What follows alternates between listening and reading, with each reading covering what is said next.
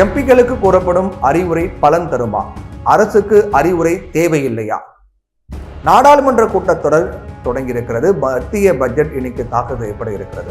இதற்கான பட்ஜெட் உரை தயாரிக்கக்கூடிய பணிகள் நடந்து முடிந்திருக்கு. மோடி 3வது முறையாக பிரதமராக இருக்கக்கூடிய நிலையில முதல் பட்ஜெட் இதுவாகும். நிர்மலா சீதாராமன் தாக்கல் செய்யும் 7வது பட்ஜெட் இதுவாகும். ஏற்கனவே 5 முறை முழு பட்ஜெட்டையும் கடந்த பிப்ரவரி மாதம் இடைக்கால பட்ஜெட்டையும் அவர் தாக்கல் பண்ணியிருக்கார். இதன் மூலமாக முன்னாள் பிரதமர் மொரார்ஜி தேசாய், மன்மோகன் சிங், ப. சிதம்பரம், அருண் ஜேட்லி ஆகியோரின் சாதனைகளை அவர் முறியடிக்க இருக்கார்.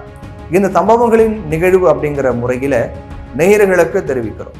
ஆனா பட்ஜெட் சாதனை எப்படி இருக்க போகிறது, மக்களுக்கு என்ன பயன் அப்படிங்கிறதா மிக முக்கியமான கேள்வியாகும். இதற்கிடையே நாடாளுமன்ற கூட்டத்தொடரை சுமூகமாக நடத்த ஒத்துழைப்பு கோரி டெல்லியில் கடந்த சனிக்கிழமை அனைத்து கட்சி கூட்டம் நடந்தது. இந்நிலையில நாடாளுமன்ற உறுப்பினர்களுக்கு ஒரு சுற்றறிக்கை அனுப்பப்பட்டிருப்பதா தகவல் வெளியாக இருக்கு. நாடாளுமன்ற பட்ஜெட் கூட்டத்தொடரில் நாடாளுமன்றத்தில் எம்பிக்கள் எப்படி நடந்து கொள்ள வேண்டும் என்பது குறித்து நாடாளுமன்றத்தின் ராஜ்யசபா செயலகம் சார்பில் எம்பிக்களுக்கு முக்கியமான அறிவுரைகள்லாம் வழங்கப்பட்டது.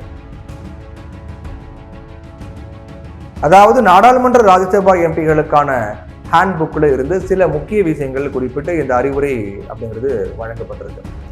அதுல நாடாளுமன்றத்துக்குள் அல்லது நாடாளுமன்றத்துக்கு வெளியே சபாநாயகர் உத்தரவை நேரடியாக மறைமுகமாக விமர்சிக்க கூடாது. நாடாளுமன்றத்தில் சபாநாயகருக்கு அனைத்து எம்பிக்களும் வணக்கம் தெரிவிக்க வேண்டும். நாடாளுமன்றத்துக்குள் அல்லது நாடாளுமன்ற வளாகத்துக்குள் எம்பிக்கள் ஜெய்ஹிந்த், வந்தே பாரதம் என்ற வார்த்தைகளை பயன்படுத்தக்கூடாது. மேலும் குறிப்பிட்ட நபரின் பெயரை கூறி நன்றி நன்றி அப்படின்னு உள்ளிட்ட முழக்கங்களை சபையில் எழுப்பக்கூடாது. அதோட சபை மாண்பை குறைக்கும் வகையிலான வார்த்தையை பயன்பாட்டை தவிர்க்கணும். குறிப்பா சபை மாண்பை மற்றும் நாடாளுமன்றத்தில் பயன்படுத்தக்கூடாத வார்த்தைகளை சொன்னா உடனடியாக அதை பேசியவர்களை வாபஸ் பெற வேண்டும். அது மட்டும் இல்லாமல் குறிப்பிட்ட உறுப்பினர்கள் ஒருவரை விமர்சித்து பேசி கேள்வி எழுப்பும் போது சம்பந்தப்பட்ட அந்த நபர் பதிலளிக்கும் போது கேள்வி எழுப்பியவர் சபையில் இருக்கணும். அப்படி சபையில் இல்லாமல் போவது என்பது நாடாளுமன்ற நெறிமுறைகளை மீறுவதாகும் அப்படின்னு தெரிவிக்கப்பட்டிருக்கு. இந்த அறிவுரைகள் எல்லாமே மிக சரியானவைதான் என்பதில் சந்தேகம் கிடையாது. ஆனால் ஜெய்ஹிந்த் மற்றும் வந்தே மாதரம் தவிர்க்குமாறு சொல்வதுடைய பின்னணி என்ன அப்படிங்கிறதான் புரியாத மர்மமாகவே இருக்கு. அதே நேரத்தில் கடந்த நாடாளுமன்றத்தில் எழுப்பப்பட்ட பிரச்சனைகள் குறித்து இப்போ நம்ம பார்க்கலாம். மக்களவை தேர்தலுக்கு பிறகு முதல் முறையாக நடந்த கூட்டத்தொடரில் நீட் விலக்கு, நீட் முறைகேடு, மணிப்பூர் விவகாரம் குறித்து எதிர்க்கட்சிகள் விவாதிக்க சொன்னாங்க. பிரதமர் மோடி மற்றும் துறை சார்ந்த அமைச்சர்கள் இதற்கு பதில் அளிக்கணும் அப்படின்னு வற்புறுத்தினாங்க.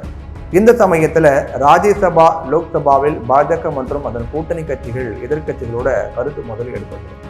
இந்த வேளையில கோஷங்கள் எழுப்பப்பட்டது. இது பெரிய பரபரப்பை ஏற்படுத்தியது. அதோட லோக்சபா சபாநாயகர் ஓம் பிர்லா, ராஜ்யசபா தலைவர் ஜெகதீப் தங்கர் மீதும் நேரடியாக எதிர்க்கட்சிகள் குற்றச்சாட்டுகளை முன்வைத்தாங்க.